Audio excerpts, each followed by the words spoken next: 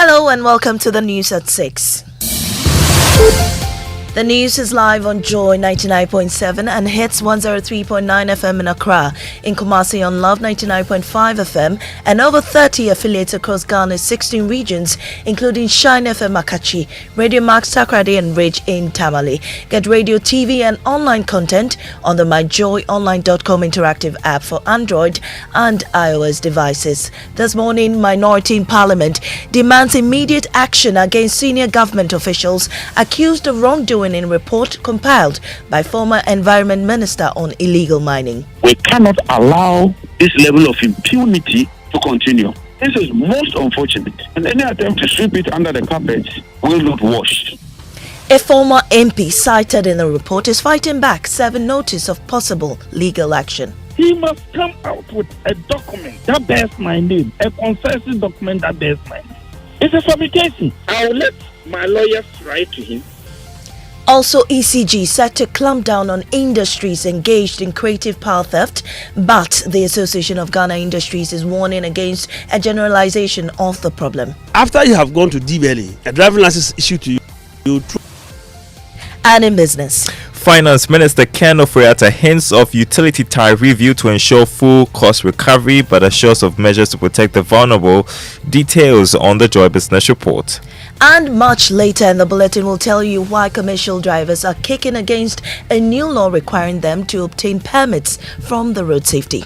After you have gone to DBLE, a driving license issued to you throughout a test, and then after that, we now have to come to Road Safety Authority for a permit now again to drive. All those draft regulations, we wrote an objection against them. I am Maame Esi Thompson. Thanks for choosing us. In our first story, the minority in Parliament is demanding action against all government officials accused of wrongdoing in a report compiled by former Environment Minister Professor Frimpong Boateng on illegal mining. In the report submitted to the President, Akufo-Addo, Professor Boateng, who chaired the Interministerial Task Force Against Illegal Mining, named senior government officials he accuses of active involvement in Galamsey. One of the accused, former NPP MP for Manson Kwanta, Joseph Albert Kwam, has denied any involvement in illegal mining. He has been accused of abusing his office as a member of the Minerals Commission Board to acquire mining concessions which he sold to private individuals. I do not even have a single concession. I don't even have a concession in my name. My brother, if he claims that I have dozens of concessions, that means 12, 24, 144. He must come out with a document that bears my name, a consensus document that bears my name. It's a fabrication. I'll let my lawyers write to him to retract and apologize. If he doesn't do it, I will advise myself. Speaking to join his ranking member on Parliament's Mines and Energy Committee, John Jinapo says the revelations in the report cannot be dismissed. We are talking of people in the president's office. How serious could it have gotten to? And this is not coming from no mean a person than a former cabinet minister who chaired the interministerial committee. So this is a very, very serious allegation. And we, on the minority, would escalate this matter no matter what.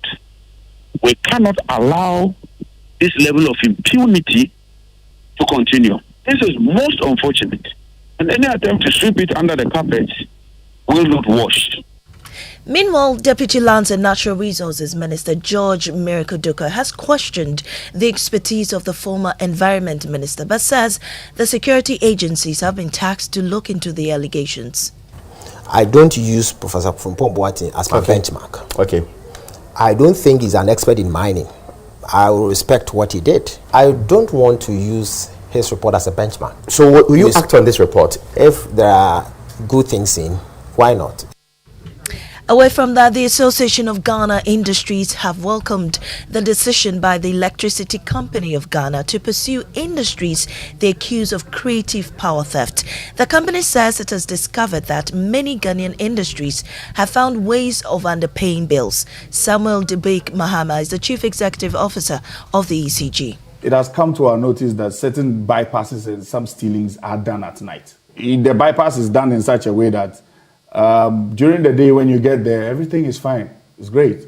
But at night, your meter is when sidestepped. they crank up the machines and actually get work. the bigger ones to work. Those customers, we know everybody. So you're going after industry. Yeah. You must have a conversation with the Ghana Association of Industries. Yes, we intend to. While CEO of the Ghana Association of Industries, Seth Chum Akwabwa, welcomed the initiative but warned against hasty generalizations. We don't condone wrongdoing. We will not accept anybody who is stealing power, who is taking power illegally and not paying the right tariffs, because it has effect on all the rest. If you don't pay the right tariffs, if you don't discuss with ECG and you are stealing power, so what it means is that you are becoming competitive more than others, and that's unfair competition you are creating. Secondly, when you do so, you deny ECG of the right revenue to be able to provide quality service to industries. You probably will have one or two people who are doing the wrong thing, and it cannot be generalized and say industries are doing this. I don't think so. Meanwhile, weeks after it was reported, the Ghana Police Service is this morning refuting allegations of power theft at some of its barracks, insisting the ECG is rather responsible. A statement from the police service expresses surprise at the allegations and subsequently caused investigations to be conducted into the matter. My colleague Joseph Akable has details of the findings in the statement signed by the Director Public Affairs, ACP Grace Ansakrofi. Now, Joseph, the police blames the ECG for the illegal connections at the Osu and Kumasi barracks. Tell us more. So the statement reads, our investigation revealed that at the Osu Police Barracks, the ECG disconnected 3 buildings because they had no electricity meters.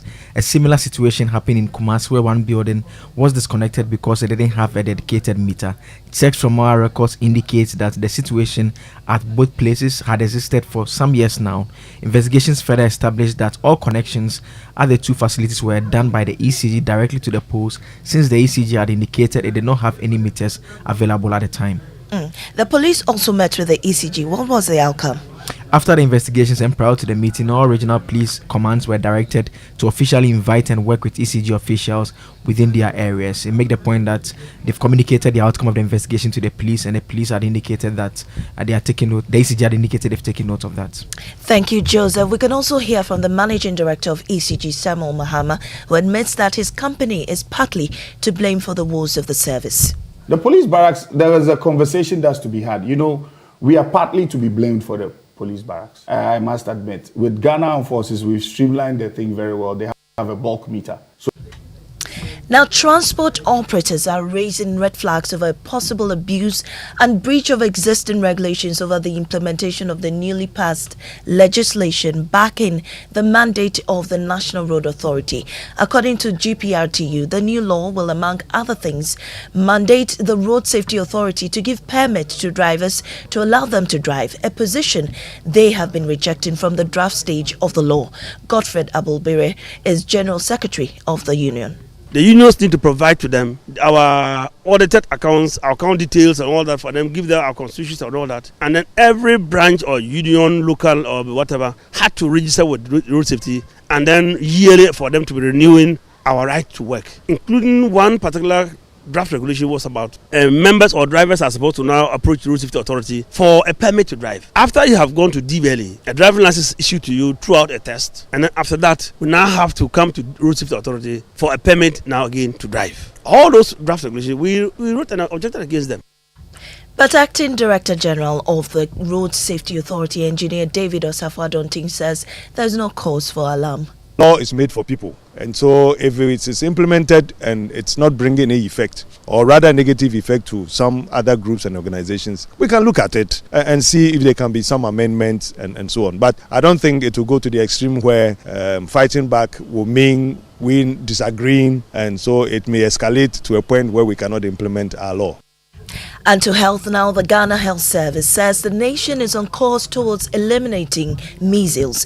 This is despite a recent vaccine shortage that was partly blamed for an outbreak in parts of the country. Director General of Ghana Health Service, Dr. Patrick Kumar-Boaje, has been speaking on the matter at an ongoing senior managers meeting of the service in Kumasi.